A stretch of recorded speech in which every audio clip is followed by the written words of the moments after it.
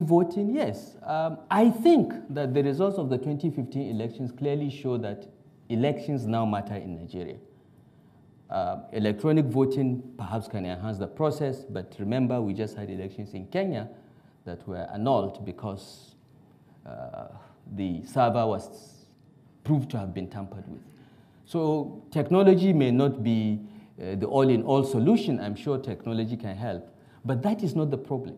Elections do matter in Nigeria. Even the semi-analog elections we had in 2015 were credible. The problem is those that we elect. Elections are like a beauty contest. The prettiest woman or the prettiest girl is not usually Miss World because she is probably in somebody's house as a wife. It is those that offer themselves that form the population that you choose from. So yes, she's Miss England or Miss Nigeria will probably be a very beautiful woman, but she's not the most beautiful woman in England or Nigeria. She's just perhaps the most beautiful woman out of the 20 that put themselves forward.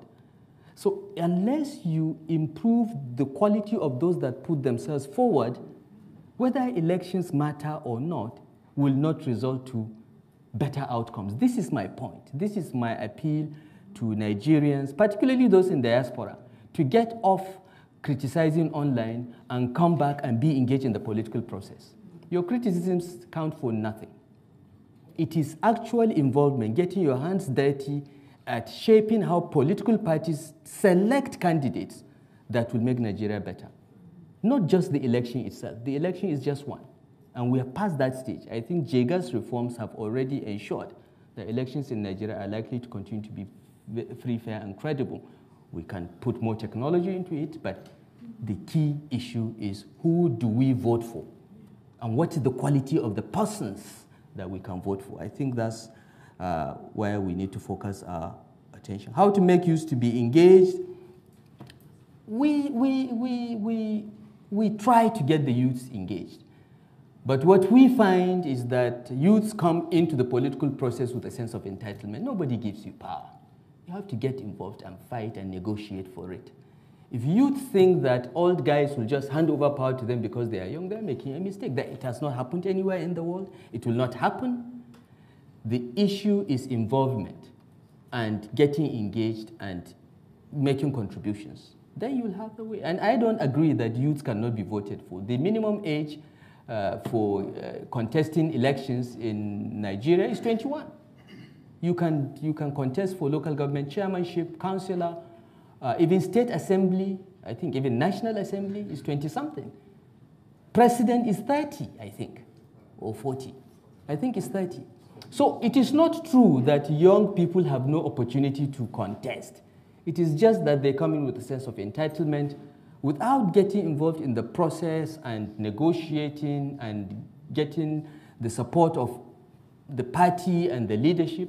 You will not go anywhere. You can continue shouting that you're young, but hey, we are young too at one time.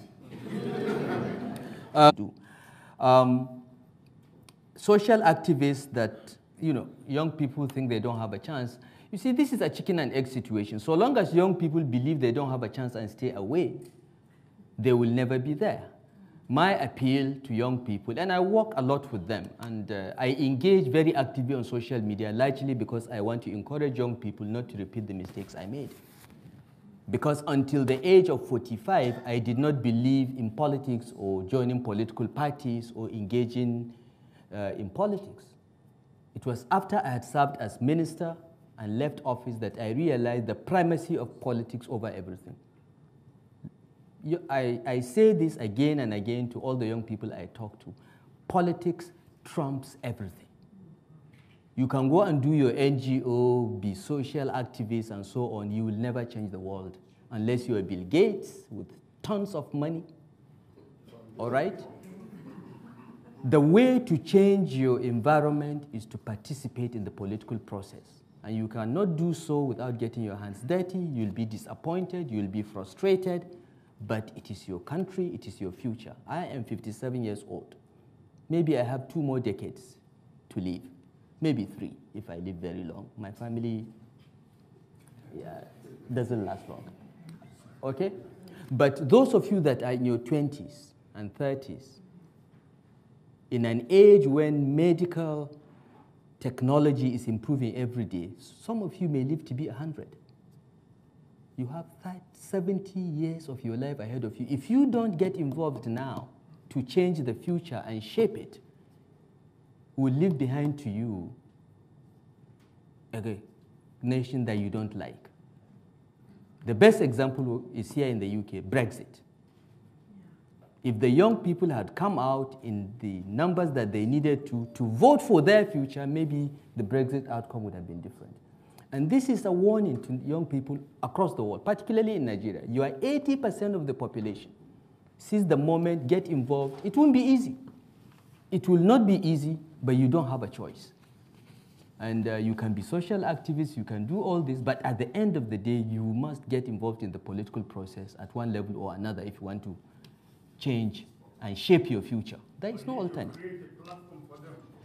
The platforms exist. There are no barriers to joining. The platforms exist, but they need to come in without any sense of entitlement and be ready to serve and work hard and be frustrated.